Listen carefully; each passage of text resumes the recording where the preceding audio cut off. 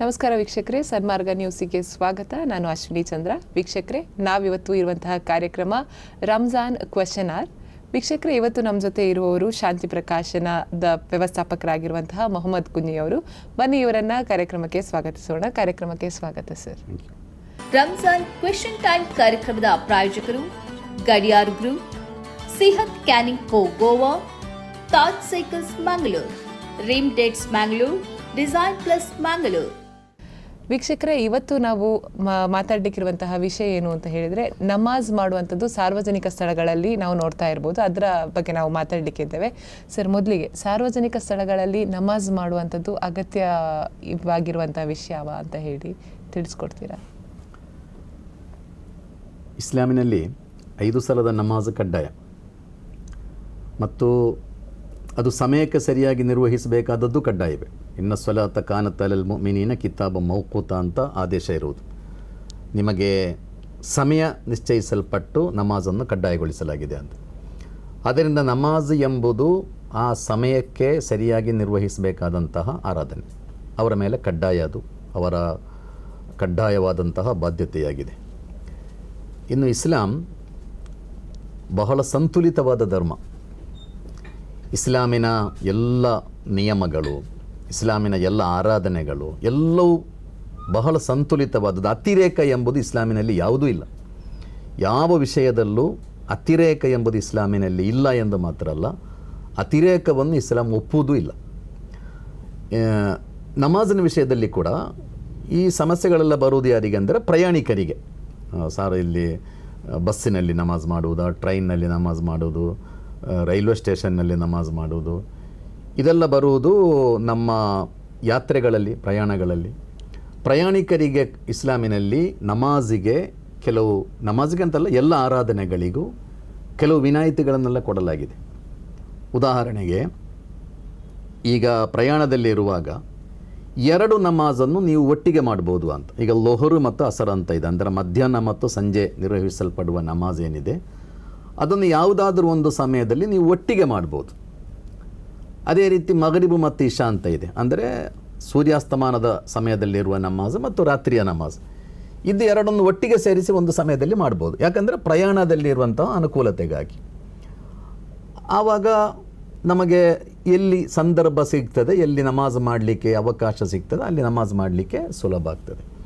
ಇನ್ನು ಕೆಲವೊಮ್ಮೆ ಪ್ರಯಾಣ ತುಂಬ ದೀರ್ಘ ಆಗಿರ್ತದೆ. 20 ಗಂಟೆ, 30 ಗಂಟೆ, 40 ಗಂಟೆಗಳ ಪ್ರಯಾಣ ಎಲ್ಲ ಇರ್ಬೋದು. ಆವಾಗ ಸಮಯ ಆಗುವಾಗ, ನಮಾಜಿನ ಸಮಯ ಬಂದಾಗ ನಮಾಜ್ ಮಾಡಲೇಬೇಕಾಗ್ತದೆ. ಆವಾಗ ನೋಡಿ, ಈಗ ನಾನು ಬಸ್ಸಿನಲ್ಲಿ ತುಂಬ ಒಂದು 10-15 ಗಂಟೆಗಳ ಪ್ರಯಾಣ ಅಂತ ಇಟ್ಕೊಳ್ಳಿ, ನಮಾಜ್ ಮಾಡಲೇಬೇಕಾಗ್ತದೆ. ನಾನು ಬಸ್ಸಿನಲ್ಲಿ ನನ್ನ ಸೀಟಿನಲ್ಲಿ ಕುಳಿತುಕೊಂಡು ನಮಾಜ್ ಮಾಡಿದರೆ ಯಾರಿಗೂ ಯಾವ ಸಮಸ್ಯೆ ಆಗೋದಿಲ್ಲಲ್ಲ. ಟ್ರೈನ್ನಲ್ಲಿ ಅವನ ಸೀಟಿನಲ್ಲಿ ಅವನು ಕೂತುಕೊಂಡು ಮೆಲ್ಲಗೆ, ಏನು ಬೊಬ್ಬೆ ಹೊಡಿಲಿಕ್ಕೆ ಏನಿಲ್ಲ ನಮಾಜಿನಲ್ಲಿ, ಜೋರಾಗಿ ಹೇಳಲಿಕ್ಕೂ ಇಲ್ಲ ನಮಾಜಿನಲ್ಲಿ, ಎಲ್ಲವೂ ಮೌನವಾಗಿ ದೇವನೊಂದಿಗೆ ಮಾಡುವಂತಹ ಕರಾರುಗಳು, ಪ್ರಾರ್ಥನೆಗಳು, ಪ್ರತಿಜ್ಞೆಗಳು ನಮಾಜಲ್ಲಿ. ಆದ್ದರಿಂದ ನನ್ನ ಸೀಟಿನಲ್ಲಿ ನಾನು ಕೂತುಕೊಂಡು ನಮಾಜ್ ಮಾಡಿದರೆ ಯಾವ ಸಾರ್ವಜನಿಕರಿಗೂ ಯಾವ ರೀತಿಯ ತೊಂದರೆಯೂ ಖಂಡಿತ ಆಗೋದಿಲ್ಲ. ಮತ್ತು ನಮಾಜಿನಲ್ಲಿ ಸಾಮೂಹಿಕವಾಗಿ, ಈಗ ಟ್ರೈನ್ಗಳೆಲ್ಲ ನಾವು ನೋಡ್ತೇವೆ, ಕೆಲವೊಮ್ಮೆ ರೈಲ್ವೆ ಸ್ಟೇಷನ್ನಲ್ಲಿ, ಟ್ರೈನ್ಗಳಲ್ಲಿ, ಅಲ್ಲೂ ಸಾಮೂಹಿಕವಾಗಿ ನಮಾಜ್ ಮಾಡಿ ಜನರಿಗೆ ತೊಂದರೆ ಆಗುವ ರೀತಿಯಲ್ಲಿ ಅದು ಖಂಡಿತ ಮಾಡಬಾರ್ದು. ಇಸ್ಲಾಮಿನ ಯಾವ ಆರಾಧನೆಗಳು ಜನರಿಗೆ ತೊಂದರೆಯನ್ನು ಕೊಡಲೇಬಾರ್ದು. ಯಾವ ಆರಾಧನೆಗಳು ಹಾಗೆ ಜನರಿಗೆ ತೊಂದರೆಯನ್ನು ಕೊಡುವ ಯಾವ ಆರಾಧನೆಗಳು ಇಸ್ಲಾಮಿನಲ್ಲಿ ಖಂಡಿತ ಇಲ್ಲ. ಆದ್ದರಿಂದ ಜನರಿಗೆ ತೊಂದರೆ ಆಗುವ ರೀತಿಯಲ್ಲಿ ಯಾವ ಆರಾಧನೆಗಳು ಖಂಡಿತ ನಡೀಬಾರ್ದು. ಯಾವುದೇ ತೊಂದರೆ ಆಗದ ರೀತಿಯಲ್ಲಿ ಆರಾಧನೆಗಳನ್ನು ನಮಾಜ್ ಮಾತ್ರ. ಈಗ ಆರಾಧನೆ ಅಂದರೆ ನಮಾಜ್ ಮಾತ್ರ. ನಮಾಜ್ ಬೇರೆ ಯಾರಿಗೂ ತೊಂದರೆ ಆಗದ ರೀತಿಯಲ್ಲಿ ನಮ್ಮ ಸಮಯದಲ್ಲಿ ನಾವು ಕುಳಿತುಕೊಂಡ ಸ್ಥಳದಲ್ಲಿ ಕೂತುಕೊಂಡು ನಮಾಜ್ ಮಾಡುವುದರಿಂದ ಯಾರಿಗೂ ಯಾವ ಸಮಸ್ಯೆಯೂ ಖಂಡಿತ ಆಗೋದಿಲ್ಲ. ಇನ್ನು ಕೆಲವೊಮ್ಮೆ ನಾವು ನೋಡ್ತೇವೆ, ಈಗ ಮೆಟ್ರೋ ಸಿಟೀಸ್ ಲೈಕ್ ಬೆಂಗಳೂರುಗಳಲ್ಲಿಯೂ ಕೂಡ ಅಷ್ಟೊಂದು ಟ್ರಾಫಿಕ್ನ ನಡುವೆಯೂ ಕೂಡ ಗಾಡಿಯನ್ನು ಬದಿಗಿಟ್ಟು ಅವರಲ್ಲಿ ನಮಾಜ್ ಮಾಡ್ತಾ ಇರ್ತಾನೆ. ಆಚೀಚೆ ಅವರಿಗೆಲ್ಲ ತೊಂದರೆ ಆಗ್ತದೆ. ಅಂಥವ್ರಿಗೆ ಏನು ಹೇಳಲಿಕ್ಕೆ ಇಷ್ಟಪಡ್ತೀನಿ?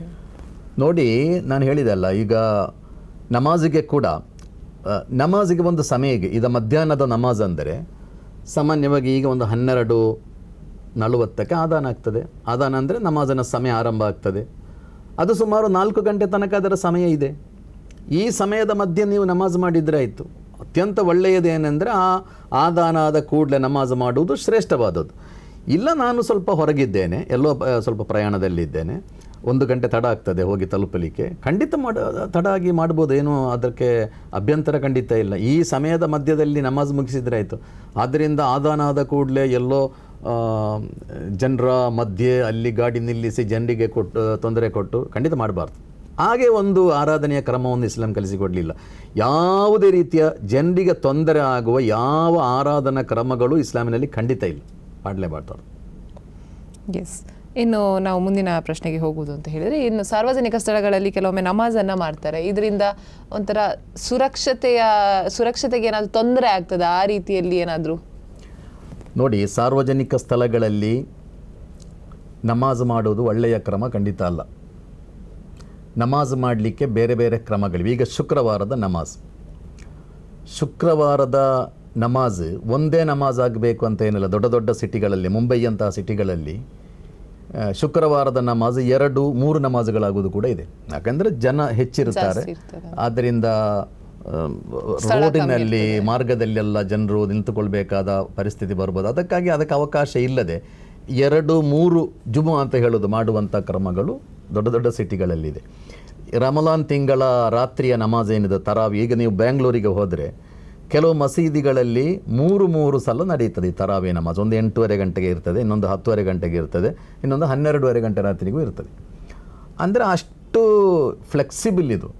ಇದರಲ್ಲಿ ಅಂಥ ಕಾಠಿಣ್ಯ ಏನಿಲ್ಲ, ನೀವು ಹಾಗೆ ಜನರಿಗೆಲ್ಲ ತೊಂದರೆ ಕೊಟ್ಟೇನು ಮಾಡಬೇಕು ಅಂತ.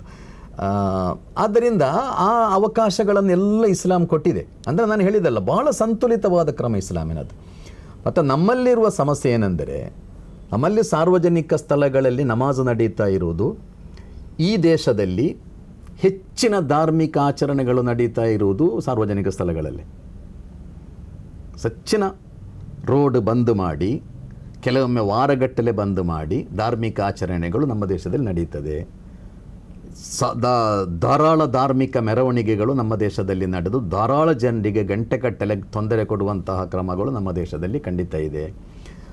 ಆದ್ದರಿಂದ ಈ ದೇಶದಲ್ಲಿ ಅಂತಹ ಧಾರ್ಮಿಕ ಆರಾಧನೆಗಳು, ಚಟುವಟಿಕೆಗಳು ದಾರಿಯಲ್ಲಿ ಸಾರ್ವಜನಿಕ ಸ್ಥಳಗಳಲ್ಲಿ ನಡೆಯುವುದು ಯಾರಿಗೂ ತೊಂದರೆ ಅಂತ ಅನಿಸಿರಲಿಲ್ಲ ಇಲ್ಲಿನ ತನಕ. ಅದು ಯಾವುದೇ ಧರ್ಮದ ಒಂದು ಆಚರಣೆಗಳನ್ನು ಯಾರು ಕೂಡ ತೊಂದರೆ ಅಂತ ತಿಳಿದಿರಲಿಲ್ಲ. ಯಾಕೆಂದರೆ ಅಂತಹ ಒಂದು ಕೊಡುಕೊಳ್ಳುವಿಕೆಯ ಒಂದು ಕ್ರಮ ನಮ್ಮಲ್ಲಿ ಖಂಡಿತ ಇದೆ. ಯಾರ ಆರಾಧನೆಗಳನ್ನು ಯಾರು ಕೂಡ ಭಾರ ಅಂತ ತಿಳಿಯುವ, ಅದು ನಮಗೆ ತೊಂದರೆ ಅಂತ ತಿಳಿಯುವ ಒಂದು ಕ್ರಮ ಖಂಡಿತ ಈ ದೇಶದಲ್ಲಿ ಇರಲಿಲ್ಲ. ಇದು ಇವತ್ತು ನಿನ್ನ ಆರಂಭ ಆದದ್ದಲ್ಲ. ಆದರೆ ಇತ್ತೀಚೆಗೆ ಎಲ್ಲದರಲ್ಲೂ ರಾಜಕಾರಣ ಸೇರಿಕೊಂಡಾಗ, ಅದರಲ್ಲೂ ಮುಖ್ಯವಾಗಿ ದ್ವೇಷದ, ವಿಭಜನೆಯ ರಾಜಕಾರಣ ಹೆಚ್ಚು ಬೆಳೆಯುವ ಒಂದು ಪರಿಸ್ಥಿತಿಯಲ್ಲಿ ಈ ಸಮಸ್ಯೆಗಳೆಲ್ಲ ಉಂಟಾಗ್ತಾ ಇದೆ. ಆದ್ದರಿಂದ ಇದಕ್ಕೆ ಪರಿಹಾರ ಏನೆಂದರೆ, ನಮ್ಮ ದೇಶದಲ್ಲಿ ಯಾವ ಧಾರ್ಮಿಕ ಚಟುವಟಿಕೆಗಳು ಸಾರ್ವಜನಿಕ ಸ್ಥಳದಲ್ಲಿ ನಡೀಬಾರ್ದು ಅಂತ ಒಂದು ಕಾನೂನು ಬರಲಿ, ನಿಯಮ ಬರಲಿ. ಅದು ನಾವು ಮಾಡಬಹುದು, ನೀವು ಮಾಡಬಾರ್ದು ಅಂತ ಹೇಳುವುದು ಅದು ಅನ್ಯಾಯ. ಈ ದೇಶದ ಸಂವಿಧಾನ ಎಲ್ಲರಿಗೂ ಸಮಾನ ನ್ಯಾಯದ ವಾಗ್ದಾನ ಮಾಡಿದೆ, ಎಲ್ಲರಿಗೂ ಸಮಾನವಾದ ನ್ಯಾಯ. ಆದ್ದರಿಂದ ಸಾರ್ವಜನಿಕ ಸ್ಥಳಗಳಲ್ಲಿ ಧಾರ್ಮಿಕ ಆಚರಣೆಗಳನ್ನು ಮಾಡಬಾರ್ದು ಅಂತ ಇರುವುದಾದರೆ ಯಾರಿಗೂ ಅವಕಾಶ ಇರಬಾರ್ದು. ಅಂಥ ಕಾನೂನುಗಳೆಲ್ಲ ಬರಲಿ, ನಿಯಮಗಳು ಬರಲಿ, ಅದನ್ನು ಖಂಡಿತ ಎಲ್ಲರೂ ಸ್ವಾಗತಿಸ್ತಾರೆ, ಯಾರದನ್ನು ವಿರೋಧಿಸೋದಿಲ್ಲ. ಅದು ಬಿಟ್ಟು ಎಲ್ಲ ಧಾರ್ಮಿಕ ಚಟುವಟಿಕೆಗಳು ಮಾರ್ಗದಲ್ಲಿ ನಡೀಬೋದು, ಇದು ಸಿಟಿಯ ಮಧ್ಯಭಾಗದಲ್ಲಿ ನಡೀಬೋದು. ಅದಕ್ಕಾಗಿ ನೀವು ತಿಂಗಳುಗಟ್ಟಲೆ ರೋಡ್ ಬ್ಲಾಕ್ ಮಾಡ್ಬೋದು. ಆದರೆ ಶುಕ್ರವಾರ ನಮಾಜಿಗೆ ಮಾತ್ರ ಒಂದು 5 ಮಂದಿಯಲ್ಲೋ ರೋಡ್ನಲ್ಲಿ ನಮಾಜ್ ಅಪ್ಪಿತಪ್ಪಿ ಮಾಡಿದರೆ ಅದು ಮಹಾ ಅಪರಾಧ. ಇದು ಖಂಡಿತವಾಗಿಯೂ ಅನ್ಯಾಯ ಮತ್ತು ಏನು ನಮ್ಮ ಸಂವಿಧಾನ ನಮಗೆ ನ್ಯಾಯದ ವಾಗ್ದಾನ ಮಾಡಿದೆ ಅದಕ್ಕೆ ವಿರುದ್ಧವಾದಂತಹ ಕ್ರಮಗಳು. ಇನ್ನೊಂದು 2-3 ವರ್ಷಗಳ ಹಿಂದೆ ನಡೆದಿರುವಂತಹ ಘಟನೆ ಏನು ಅಂತ ಹೇಳಿದರೆ, ಒಂದು ಸರ್ಕಾರಿ ಬಸ್ ಚಾಲಕ ಅವನು ನಮಾಜ್ ಮಾಡ್ತಾ ಇರ್ತಾನೆ, ಕರ್ತವ್ಯದ ಟೈಮಲ್ಲಿ ಅವನು ಹೋಗಿ ನಮಾಜ್ ಮಾಡಿದ ಅಂತ ಹೇಳಿ ಅದಕ್ಕೇನು ಹೇಳಲಿಕ್ಕೆ ಇಷ್ಟಪಡ್ತೀರಾ? ಕರ್ತವ್ಯದ ಸಮಯದಲ್ಲಿದ್ದಾನೆ ಅವನು, ಆದರೆ ಬಸ್ಸನ್ನು ಪಕ್ಕದಲ್ಲಿಟ್ಟು ಅವನ ಒಂದು ಧಾರ್ಮಿಕ ಭಕ್ತಿಯನ್ನು ತೋರಿಸ್ತಾ ಇರ್ತಾನೆ. ಇದರಿಂದಾಗಿ ಸಾರ್ವಜನಿಕರಿಗೆ ತೊಂದರೆ ಆಯಿತು. ಇದರ ಬಗ್ಗೆ ಏನು ಹೇಳಲಿಕ್ಕೆ ಇಷ್ಟಪಡ್ತೀರಾ? ಸಾರ್ವಜನಿಕರಿಗೆ ತೊಂದರೆ ಖಂಡಿತ ಆಗಬಾರ್ದು. ಹಾಗೆಲ್ಲ ನಾನು ಹೇಳಿದೆಲ್ಲ, ಅತಿರೇಕಗಳೆಲ್ಲ ಖಂಡಿತ ಇರಬಾರ್ದು. ಎಲ್ಲೋ ಬಸ್ ನಿಲ್ಲಿಸೋದು, ಸಾರ್ವಜನಿಕರಿಗೆ ತೊಂದರೆ ಕೊಡುವುದು ಖಂಡಿತ ಸರಿಯಾದ ಕ್ರಮ ಅಲ್ಲ. ಹಾಗೆ ಅಂತಹ ಒಂದು ಕ್ರಮ, ಅಷ್ಟೊಂದು ಅತಿರೇಕದ ಕ್ರಮಗಳಿಲ್ಲ ಇಸ್ಲಾಮಿನಲ್ಲಿ. ಆದ್ದರಿಂದ ಅದು ಖಂಡಿತ ಆಗಬಾರ್ದು. ಹಾಗೆ ಯಾವ ಜನರಿಗೆ ತೊಂದರೆ ಕೊಡುವಂತಹ ಯಾವ ಕೆಲಸಗಳು ಖಂಡಿತ ಆಗಬಾರ್ದು, ಮತ್ತು ಅದು ಯಾರಿಂದಲೂ ಆಗಬಾರ್ದು. ಅದು ಕೂಡ ನಾವು ಚರ್ಚೆ ಮಾಡಬೇಕು. ಈಗ ಇದೆಲ್ಲ ನಾನು ಹೇಳ್ತಾ ಇರೋದಲ್ಲ, ಇದೆಲ್ಲ ಯಾಕೆ ಹೀಗೆ ಆಗ್ತಾ ಇದೆ ಅಂದರೆ ಅಂತಹ ಒಂದು ಕ್ರಮ ನಮ್ಮ ಮಧ್ಯೆ ಇದೆ. ಈ ಧಾರ್ಮಿಕ ಆಚರಣೆಗಳೆಲ್ಲ ಅಲ್ಲಿ ಇಲ್ಲಿ ಹೀಗೆ ಹಾಗೆ ಎಲ್ಲ ಆಗಲಿಕ್ಕೆ ಕಾರಣ ಅಂದರೆ ಅಂತಹ ಒಂದು ಕಲ್ಚರ್ ನಮ್ಮಲ್ಲಿದೆ, ಒಂದು ಸಂಪ್ರದಾಯವನ್ನು ನಾವು ಪಾಲಿಸಿಕೊಂಡು ಬಂದಿದ್ದೇವೆ ಎಲ್ಲ ಧರ್ಮಗಳದ್ದು. ಅದರಿಂದಾಗಿ ಇದೆಲ್ಲ ನಡೀತದೆ. ಇನ್ನು ಅದು ಎಲ್ಲರಿಗೂ ಸರಿಯಾದ ಒಂದು ಮಾರ್ಗಸೂಚಿಯೆಲ್ಲ ಬರಲಿ, ಎಲ್ಲರಿಗೂ ಸಮಾನವಾದ ಒಂದು ಕ್ರಮ, ಸಮಾನವಾದ ನೀತಿ ನಿಯಮಗಳೆಲ್ಲ ಕಟ್ಟುನಿಟ್ಟಾಗಿ ಜಾರಿಯಾಗುವುದಾದರೆ ಯಾವ ಸಮಸ್ಯೆಗಳು ನಡೆಯುವುದಿಲ್ಲ. ಆದರೆ ಇದನ್ನು ನೋಡಿ, ಇದನ್ನೆಲ್ಲ ಯಾರು ಇಶ್ಯೂ ಮಾಡುತ್ತಾರೆ ಅವರಿಗೆ ಈ ಸಮಸ್ಯೆ ಮುಗಿಬೇಕು ಅಂತ ಖಂಡಿತ ಅವರು ಬಯಸುವುದಿಲ್ಲ. ಅವರು ಈ ಸಮಸ್ಯೆ ಜೀವಂತ ಇರಬೇಕು ಅಂತ ಬಯಸ್ತಾರೆ. ಆದ್ದರಿಂದ ಇದಕ್ಕೆಲ್ಲ ಯಾವುದೇ ಕ್ರಮಗಳು ಬರುವುದಿಲ್ಲ. ಇದಕ್ಕೆಲ್ಲ ಒಂದು ಕ್ರಮ ಬರುವುದು, ಒಂದು ನಿಯಮ ಜಾರಿ ಮಾಡುವುದು, ಅದಕ್ಕೆಲ್ಲ ಒಂದು ಶಿಸ್ತನ್ನು ಹೇರುವುದು, ಕಟ್ಟುನಿಟ್ಟಾದ ಆದೇಶಗಳನ್ನು ಹೇರುವುದಂದರೆ ಯಾವ ಸಮಸ್ಯೆಗಳು ಖಂಡಿತ ಇರಲಿಕ್ಕೆ ಸಾಧ್ಯವೇ ಇಲ್ಲ. ಆದ್ದರಿಂದ ಅದು ಆಗಬೇಕು. ಅದು ಆಗುವಾಗ ಮಾತ್ರ ಈ ಸಮಸ್ಯೆಗಳು ಮುಗಿಯುತ್ತದೆ. ಮತ್ತೆ ನಾನು ಹೇಳ್ತಾ ಇದ್ದೇನೆ, ಖಂಡಿತವಾಗಿಯೂ ನಮ್ಮ ಧಾರ್ಮಿಕ ಚಟುವಟಿಕೆಗಳು, ಮುಖ್ಯವಾಗಿ ಇಸ್ಲಾಮಿನ ಯಾವುದೇ ಧಾರ್ಮಿಕ ಚಟುವಟಿಕೆಗಳು, ಯಾವುದೇ ಆರಾಧನೆಗಳು ಸಮಾಜದಲ್ಲಿ ಒಬ್ಬರಿಗೆ ಕೂಡ ತೊಂದರೆ ಆಗುವ ರೀತಿಯಲ್ಲಿ ಖಂಡಿತ ಇರಬಾರ್ದು. ಅದು ಇಸ್ಲಾಮಿನ ಕಟ್ಟುನಿಟ್ಟಾದ ಆದೇಶವಾಗಿದೆ. ಎಸ್, ಇನ್ನು ಕೊನೆಯದಾಗಿ ಹೇಳುವುದು ಅಂತ ಹೇಳಿದರೆ, ಈಗ ನಾವು ಪ್ರಾರ್ಥನೆ ಅಂತ ಏನು ಹೇಳ್ತೇವೆ, ಅದು ನನ್ನ ಮತ್ತು ದೇವರ ನಡುವೆ ಇರುವಂತಹ ಒಂದು ಸಂಭಾಷಣೆ, ಸೊ ಇಂಟರ್ಪರ್ಸನಲ್ ಕಮ್ಯುನಿಕೇಷನ್ ಅಂತ ನಾವು ಹೇಳ್ತೇವೆ. ಅದನ್ನು ನಾವು ಮನೆಯಲ್ಲಿ ಮಾಡೋದಾಗಿರಲಿ ಅಥವಾ ಮಸೀದಿಯಲ್ಲಿ ಮಾಡೋದಾಗಿರಲಿ ಇರಬೇಕು ವಿನಃ ಬೇರೆ ಕಡೆ ಮಾಡೋದು, ಬೇರೆಯವರಿಗೆ ತೊಂದರೆ ಆಗೋದು, ಯಾಕದು ಹೊರಗಡೆ ಬರಬೇಕು ಅಂತ ಹೇಳುವಂಥದ್ರ ಬಗ್ಗೆ ಹೇಳೋದಾದರೆ? ಇಲ್ಲ, ನಮಾಜ್ ಮಾಡಲಿಕ್ಕೆ ಅದರದೇ ಆದಂತಹ ಸ್ಥಳಗಳಿವೆ. ಮಸೀದಿಯಲ್ಲಿ ನಮಾಜ್ ಮಾಡಲಿಕ್ಕೆ ಇರುವಂತಹ ಸ್ಥಳ ಮಸೀದಿಗಳು, ದೇವನ ಭವನಗಳದು. ಅದೇ ರೀತಿ ಮಸೀದಿಗೆ ಹೋಗಲಿಕ್ಕೆ ಸಾಧ್ಯ ಆಗದವರು ಮನೆಯಲ್ಲಿ ನಮಾಜ್ ಮಾಡುತ್ತಾರೆ. ಇನ್ನು ಕೆಲವು ತುರ್ತು ಅಗತ್ಯ ಅಂತ ಮನುಷ್ಯನ ಬದುಕಿನಲ್ಲಿ ಖಂಡಿತ ಬರುತ್ತದೆ. ಅದರಲ್ಲಿ ಮುಖ್ಯವಾಗಿ ಪ್ರಯಾಣದ ಸಂದರ್ಭಗಳಲ್ಲೆಲ್ಲ ನಮಾಜ್ ನಿಮಗೆ ಯಾವಾಗಲೋ ಮಾಡಿದರೆ ಸಾಕಾಗುವುದಿಲ್ಲ. ನಮಾಜ್ ಆ ಟೈಮಿಗೆ ಮಾಡಬೇಕು. ಪ್ರಯಾಣದಲ್ಲಿ ಅದಕ್ಕೆ ವಿನಾಯಿತಿಗಳಲ್ಲಿದೆ. ಆ ವಿನಾಯಿತಿಗಳನ್ನು ಕೆಲವೊಮ್ಮೆ ಮೀರಿ ನಮ್ಮ ಪ್ರಯಾಣ ಮುಂದುವರಿಯುವುದಾದರೆ ನಮಾಜ್ ಮಾಡಲೇಬೇಕಾಗ್ತದೆ. ಅದು ಅವರಿಗೆ ದೇವನ ಆದೇಶ. ಆ ಸಂದರ್ಭದಲ್ಲೂ ನಾನು ಪ್ರಥಮವಾಗಿ ಹೇಳಿದಲ್ಲ ನೋಡಿ, ನಾನು ಬಸ್ಸಿನಲ್ಲಿ ಇಲ್ಲಿಂದ ದೂರದ ಪ್ರಯಾಣ ಬೊಂಬೈಗೆ ಹೋಗ್ತಾ ಇದ್ದೇನೆ. ನನ್ನ ಬಸ್ಸಿನಲ್ಲಿ ನನ್ನ ಸೀಟಿನಲ್ಲಿ ಕೂತುಕೊಂಡು ನಾನು ಮೌನವಾಗಿ ನಮಾಜ್ ಮಾಡುವುದರಿಂದ ಯಾರಿಗೆ ತೊಂದರೆ ಆಗ್ತದೆ? ಯಾರಿಗೂ ಯಾವ ನನ್ನ ಪಕ್ಕದಲ್ಲಿರುವವನಿಗೆ ಯಾವ ತೊಂದರೆ ಆಗುವುದಿಲ್ಲಲ್ಲ.